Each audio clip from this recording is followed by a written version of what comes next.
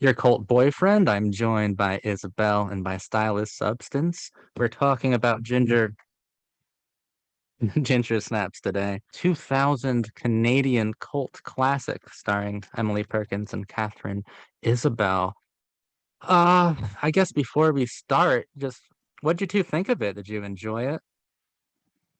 I'm more curious in Jay's thoughts because I've talked about it already before.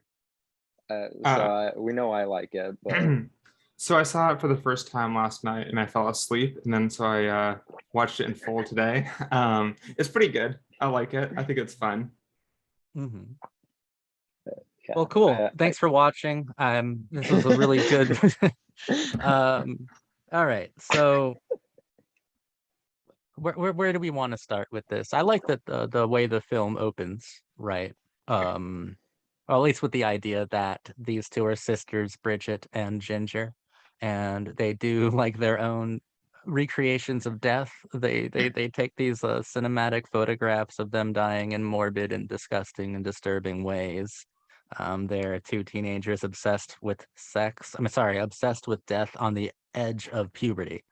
And then Yes. they become obsessed with sex. They have But like this little pact about if they want to like commit suicide at some point, right? yeah, but Like it's something like Out of the Scene or Dead by 16, something like that, yeah. which is yeah, really yeah, fucking something like cool. that. I think it's really great. I mean, at its core, I think that the film is like pretty loud in its metaphors, which is fine because all in all, to me, this is a B movie with some elevated ideas. Um, Looked like you were gonna Yeah, say something, Isabel. yeah. I was gonna say, just it reminded me of something we said about Crash on the last one, which is that, and I feel more comfortable saying this because you said that they were actually inspired by Cronenberg. Hmm. But I feel like a common thing with Cronenberg is that he has kind of like his surface text where the metaphors are pretty logical and sound enough, but then there's kind of under the surface element that I tend to find to be like the actual dramatic or at least personal draw for people. I think for Dead Ringers, I said it was something like the instead of like the drug addiction angle, it's actually just this codependent relationship. And I actually think it's something similar here, where it uses a lot of analogs to puberty demonstration. And also just this whole thing about the female body is kind of cultivated to be other. You know, women are trained to be like perceive themselves and allow themselves to be perceived as other, but then it's all kind of in service of the central relationship, which I find exceedingly, toxic and unhealthy, but also deeply endearing and kind of sad because you kind of know it's doomed from the start, which is my main connection to the movie. Is I love that element, but I also find the actual like central metaphor is pretty good, pretty strong, all things considered. I really like him. It reminds me of an episode of Buffy, but like not a specific episode. I just mean like generically, it reminds me of any given episode of Buffy and that kind of loudness, but I potency. feel like I feel like Joss would have gotten a bit more pervy with it. Oh, 100%. He would have really leered on So it would have been Ginger. better. He would have, yeah, no. Um, no, but yeah. So the surface text of this narrative, even if we're just looking at analogs, it's like you said, about the changing body of coming into womanhood, right? And all of the associations with that, spring awakenings, periods, right? Yes. Correct. But I do like that Isabel said it's I think primarily that could be the horror of the matter, but the heart of the matter is like this codependent relationship between sisters, though. But I don't Yes. even know if that's like if it's a toxic friendship because they honestly do seem like the only two people who understand each other in this Yeah. insane world of unhelpful people. They don't really seem to be popular at school, right? Like No. Yeah. they're like one's dweeby and other one's way more dweeby, and they're kind of like it seems like all the other girls are sort of like maturing faster than them in terms of like like Yeah. so they have like late periods, right? Like they're still Yeah. like reaching that point in puberty. And everybody else kind of like makes fun of them, so they're sort of ostracized, so they have each other. That's why they make that pact with each other. But then Ginger starts like developing some changes, like some body changes, and she starts like basically becoming super horny, right? And just like going after all these guys, and in some ways she feels liberated by like this new form of like this like new identity, this new this change, but also she's like horrified by it, right? So I think that was pretty cool. As far as the relationship, I kind of feel like the Ginger's transformation sort of exasperates issues that were already present in their relationship and just kind of brings them to a point where Bridget has no choice but to kind of just move on from her, because they talk about how they're going to die together someday, but Bridget seems much less invested in that plan. And then at the end, Ginger brings it up very seriously, and Bridget says, "You said you wanted to die with me because you had nothing better to do, not because like you love me." And which is something that it seems like Ginger doesn't remember saying, but Bridget remembers very, very well. So yeah, and obviously a lot of their interactions with their parents kind of frequently zone in on how Bridget, all her decisions are kind of based on whatever Ginger decides to do, and she just goes along with it. Although I do think they still have a lot in common. Like Bridget seems to enjoy making fun of other people more than Ginger does, but well, especially like when they're making fun of like that other girl who accidentally dies later. Like Bridget seems way more into shitting on her than anyone else, but yeah, Bridget doesn't seem to like really think for herself until she's forced to, because Ginger is no longer in control of herself, which I find extremely sad at the end, because then she just has to watch her die. But you know, but in a way it's sort of like moving on past that like childhood like pacts, right? Like the child, like you're sort of invested in like this idealized like future. In this case it's like ending your life, as messed up as that is, but it's kind of like, no, I want to live as an adult now, and if you're not going to do that with me, then like bye. I think that's pretty cool. I don't know. I think Sam is the only other like decent character, and he's not even that great. So like it's a horror film, so I shouldn't expect decent alternatives, you know? Like I shouldn't expect the last shot to be liberating. I shouldn't like expect Bridget to even have another friend, right? But according to the logic that the film sets out for me, Ginger was right. I mean, about which part? about killing everyone. What do you mean? About every part of this. Like, by the way, their mom his is a name cartoon character. Their mom's like, "I'll just burn down the house and kill your father because he doesn't understand." like Sam is decent, but he's also just, I mean, he might be more cute than decent. He's okay. He's the only other okay character. That's it. He's like this.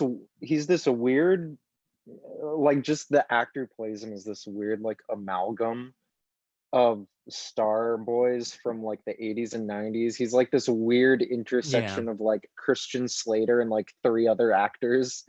It's very weird. It's so being funny this weird like amalgamation thing. I like that you said that, because this being a 2000 film, and this being one of the first teen-centric horror films that were made after like Columbine happened, and that did affect this movie.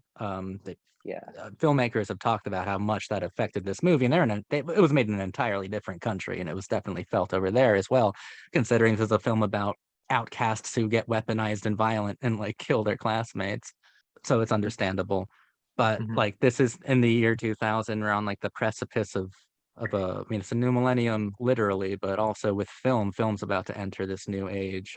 Before this was being recorded, Isabel likened it to okay, I feel like it's right in the middle. Isabel said it had a lot in common with Donnie Darko, and I feel like it has just as much in common with The Craft. Like it's right in the middle, like right on the edge of like a huge change. And I think of it as one of the last like somewhat postmodern horror films of a generation that was about to die.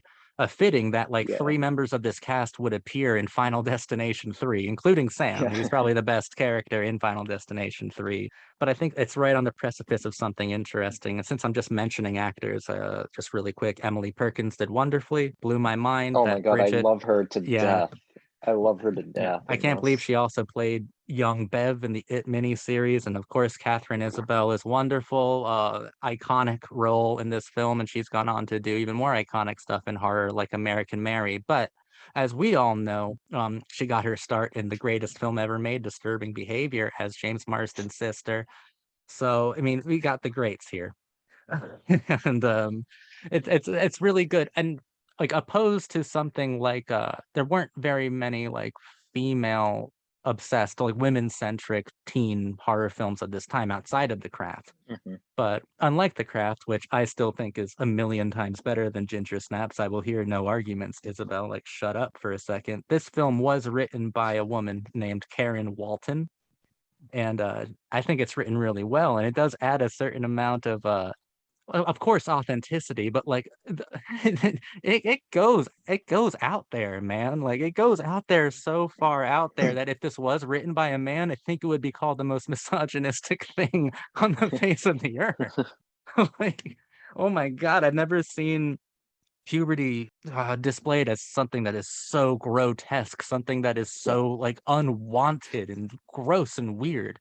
I've been Yeah. talking for a little while. If I said any interesting point, bounce off of it, but someone else say something now. I would say on the puberty angle, I mean, I think a lot of this whole film is kind of like an elaborate metaphor for like menstruation. Or lunar cycles. And yeah, like, and yeah, with the lunar cycles and like the periods, it's like they almost need that bite from the wolf in order to get a period. And of course it's not just that. I mean, like they've already hit puberty to some extent, but like they like the wolf bite. I remember there's this part where like hair starts growing from the scars of The the arm, wolf, yeah. the scratch or whatever it was. Yeah. And she's like, I don't want a hairy chest, I don't want this. And right there you can feel that kind of like like this like body dysphoria, like relating to change basically. And it's like, because like puberty is kind of like this like tough thing to navigate. You don't really know what to expect. You don't know like how you'll feel, and that's also why she gets super hormonal. I think that was pretty fun. At the same time, like I've seen some people, and I'll bring this up, and hopefully like we can move on from this point, but I have seen some people bring up the fact that like they sort of read this a little bit through like a trans lens, most notably because of the tail that they start tucking, like in between their legs, Yeah. in between our legs, and not just that, but then also just like the metaphors for like puberty and kind of like unwanted puberty, like shaving and like getting so much hair, in that razor, and basically it's like, oh, I don't want to like become this thing that I don't understand. But with that said, I don't really think it's about transness, and I think that sort of like reading is very, very limited based off of what the rest of the film's about, which is specifically the puberty within I guess you could say like AFABs. I think it's very much about like periods and menstruation and the female experience from like that point of view. And I think in a lot of ways, like you see that with the carnage. I think every drop of blood that's spilt from other people, I would liken that to menstruation in a way, and becoming like this monster. And that's what I think it's really about. I mean, there are some things that are like but yeah, it's pretty good. What do you think about that point, Isabel? I think I mostly agree. Mhm. In so far as I mentioned this before, but I think also along with the puberty angle, I think a lot of the film is about how that is the period in time where girls are kind of like conditioned and trained to kind of act a certain way and to expect Right. certain things from other people, because a Mhm. lot of the dialogue that Ginger has in the movie is about how she just kind of implicitly expects all men to want to like assault her, basically. Mhm. Or I, if not her, then her sister. Like she just assumes that every guy looking at her just wants to hurt her, and she assumes that Sam is out to, fuck her sister when he's like 7 years older than her, and she just expects that from people, and she that's the same. She kills the janitor at the end, who like up until that point in the movie had been nothing but like perfectly polite and nice to Bridget, but she says, "I hate the way he looks at you," and so she like kills the fuck out of him. And she clearly has like a lot of like built-in fears Cassandra. about that. Yeah. Yeah, about that. Like she's legitimately terrified of men. And she feels like more equipped to kind of both more and less equipped to confront that than Bridget, because Bridget seems more level-headed most of the time, but she also seems like completely unaware that these things could potentially happen to her. Mhm. Like she does not seem to even consider the possibility that like this drug dealing guy in his 20s who hangs out around a high school might not be a good guy to hang around. But and obviously we know he doesn't actually have any like ill intentions, but that's not the point. Is that she doesn't even really seem to consider the possibility, whereas like that is the immediate thought that goes into Ginger's head. um and I think a lot of the rest of the like coding of the movie revolves around kind of like what is expected or like normalcy Mhm. for women, Yeah. especially like her mom. Her mom is kind of a very like heteronormative kind of middle class or like upper middle. She's obviously a parody, but like I think of her as like a parody in the same way that like the like super conservative teacher in Donnie Darko is a parody, where it's just so ludicrous, but also like I've met so many people exactly like that, that it's like hard for me to not take it seriously. So the mom just is so interesting in that regard, just because she is kind of a parody, but I also think like she's emblematic of a very kind of common mindset, which is that she's like, of course my daughters have to go through this process. It's like, do they? But she's like excited that her daughters are gonna like, go through this like basically a conversion process in their minds. And even the teachers do the same thing. The like the nurse is just kind of like, yeah, this is super great for you, and it's just like, is She's it? talking all cheery about it, about how like Yeah. you're gonna be like having blood come out of you and you're gonna y- get cramps. and try not to get pregnant and shit like that. It's like they're just like setting them up for like the way they're going to think. And I think that's why might be why I tend to think of Ginger as like quote unquote wrong. Mhm. I don't know if right or wrong really factors into it, but just like I guess like misguided is that she kind of just lashes out at all these threats that she's trained to be defensive towards, but then she dies for it. So I don't My know. thing with that is that like, sure, she may like might not be appropriate of her sexualizing like every situation, but nature sexualized her. So like I don't think that, Yeah, that's why I think she's yeah, mostly tragic. I don't think it's her fault. I don't think it's her right. fault at all. I think she was kind of trained to be that kind of person, which is why I find the ending so like sad, because Mhm. Oh, the it movie reminds me is of Dead Ringers with like her like crying yeah, over the corpse of her other half, yeah, basically. Yeah. because I feel like a lot of the ending is that just the like Ginger's a very unwell person who, because Hmm. she is unwell, guess what, Well, has a very kind of unhealthy relationship to the people in her life. But it's not really her fault that she's unwell. She didn't No. like choose to be that way. It was just like she was bred to be that way. But because she was bred to be that way, she's kind of just bred to be not treat her loved ones well. So it's kind of just like sad for everybody. Like I wish she didn't have to be that way, but she was kind of just taught to be that way. The And branch it's off just of really your yeah. reading of it, like most like like menstruation thematics being kind of the surface level, and the real heart of the movie is this codependent relationship here. mhm. I think that is interesting because it also could be like because like what Ginger represents, right, is the sexualization of adolescence, and And then of course it's like Bridget's like, I don't know, like worst fear for most of the movie. It's this gothic form of what will inevitably happen to her. But all of this like goes away when it's not like a liberation at the end of the film. It's a tragedy, but at the same time it is like Ginger. Well, it's weird though, because Ginger like changes and becomes hypersexualized and weaponized, but she still follows the same philosophy that they agreed to in the opening scenes of Yeah. like, it's us against the world, B. Fucking Yeah. dead by 16. Let's do this shit.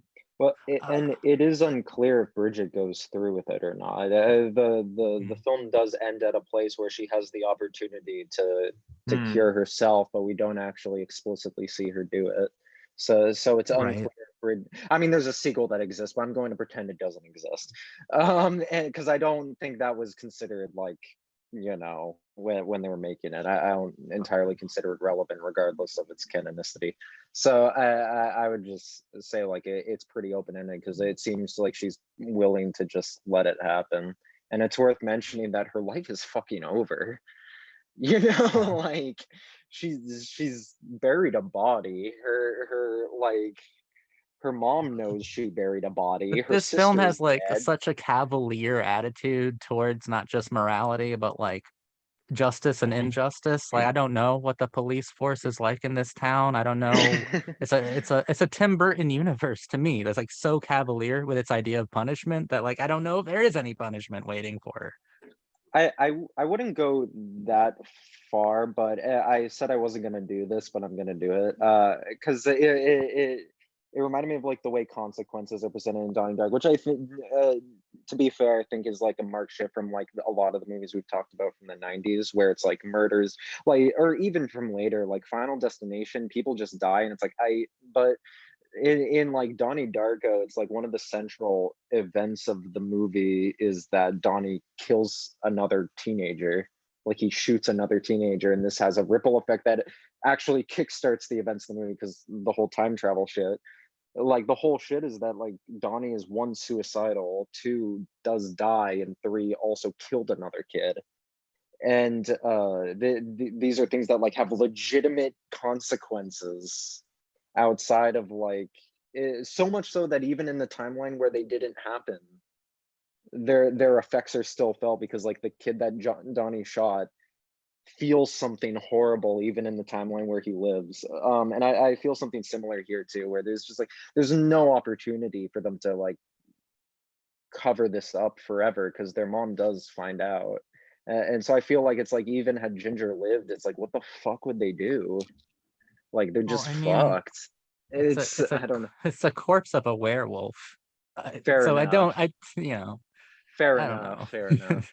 I mean, their house is destroyed. They're gonna find like a Yeah. giant bear dog in the Fitzgerald's Yeah. house, in the For Fitz real. house, and they're just gonna be like, "What the fuck happened?"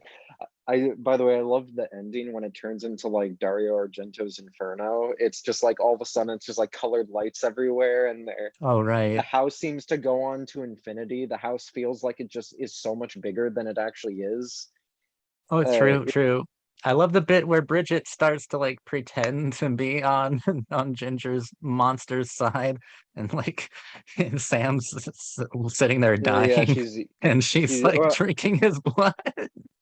This it's a movie really is like deliberately very funny. Like we should oh say, yeah. like the comedic aspects of this film aren't unintentional. They're entirely intended, No. and they usually work every time. It's a very funny film. My favorite bit of that is Sam like looking off out of camera, just despondent after he realizes Brooke is just drinking his blood.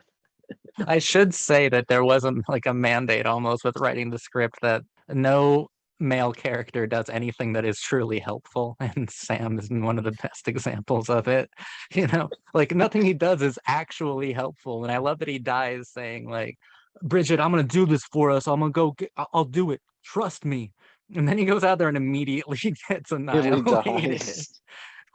And I was talking to Jay about it, and Jay even pointed out that sure, like he figures out that a certain flower could be an antidote, but he also says that the flower is impossible to get. Meanwhile, like her mother just finds it at the store or something. Like, Like a craft shop or something. Yeah. And then they sees it like, where did you get that? Like, Yeah, Right? like she got it on the dark web or something, and he got it at the fucking paper store. Oh my god. And This of kid who course, has like like, a functioning drug like system in place. Like he's just growing weed and he has a truck he deals out of it. He doesn't know you can buy flowers at the fucking yeah, convenience store. yeah, right. He lives in the like the greenhouse of the horticulture part of the school. It's just Is he supposed to ridiculous. be a high school student, by the way? I don't I mean, actually. it looked like he was going. It looked like he was in horticulture class, but I don't Yeah, but they also know. say that Because he's like much older or something. yeah, Maybe he Ginger got keeps calling held him a back though. I have no pedophile. idea. Yeah, Ginger but even keeps if he's implying that held, he's like a pedophile or something. So I get the I think impression he's like in his 20s.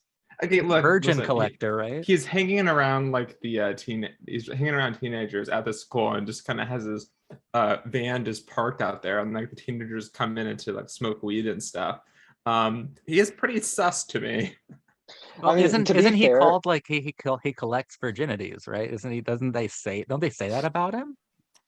I don't know. I I don't possibly, remember. but But they how might have many just said fucked that. up movies did I watch lately? I swear to God that like I mean, it sounds the vaguely girl from like familiar. field hockey, I think, said like just wants or it's an Well, episode of One Tree Hill, and I'm just fucking confusing them. well, I mean, I don't remember, but I do remember that one of the girls, the one that was bullying the main Yeah. girls, like she was like trying to like win his affection and date him to or like sleep with him for drugs and stuff. I remember that was a point. So I yeah, like either way, there's some Whatever. situation going on.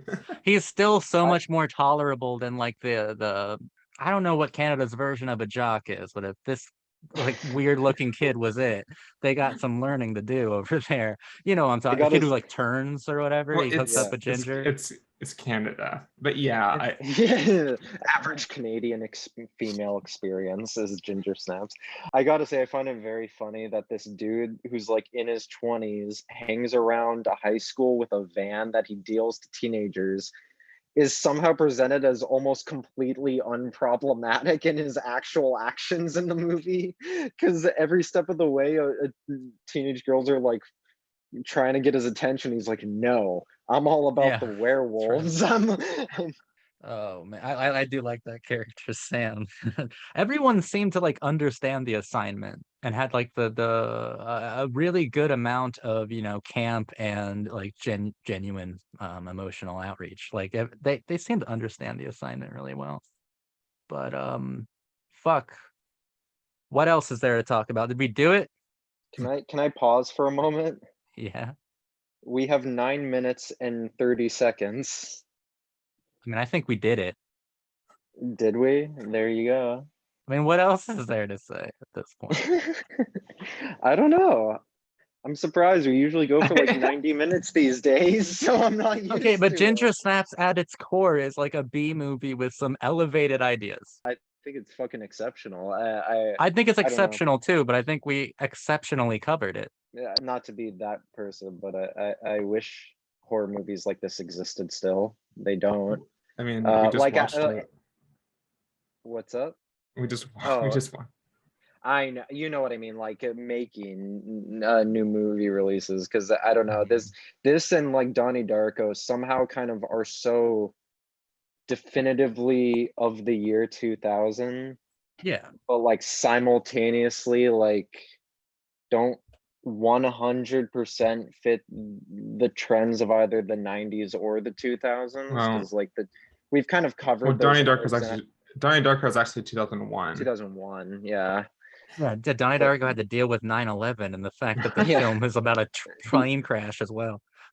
Yeah, exactly. And Donnie shoots a classmate and then fucking That commits film was doomed. suicide. Like, it's Well, I amazing mean, it to was made watch. by a terrorist. So. True. But We should end it there. stop, we've already canceled one filmmaker. We can't cancel two. No, we got to give Or should I Ginger say Snaps get the justice it canceled deserves. by Oh, right. get canceled by a filmmaker once, so we can't do it again. I think But Ginger Snaps is a super, super good movie.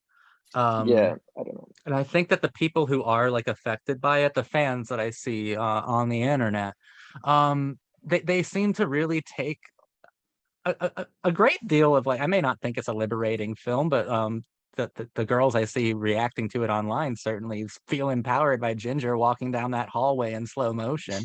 And that was definitely aped by Karin Kusama in the Megan Fox film. Why can't I remember what it's called? You know what I'm talking about. Jennifer's Body. Yes, that was definitely Yeah. aped there for Hmm. sure. That was definitely borrowed. This film had a huge impact. It's just that being a cult and it being a foreign Canadian product, it took a little bit of time to really enter the true public consciousness that is the horror community. But it's here and it's here to stay now. Like Ginger is a staple. What do you two have to say about it? You two had the last 6 minutes to monologue. I would say that 6 minutes. Ginger snaps slaps. Ginger snaps Hell yeah. slaps. I like ginger snaps.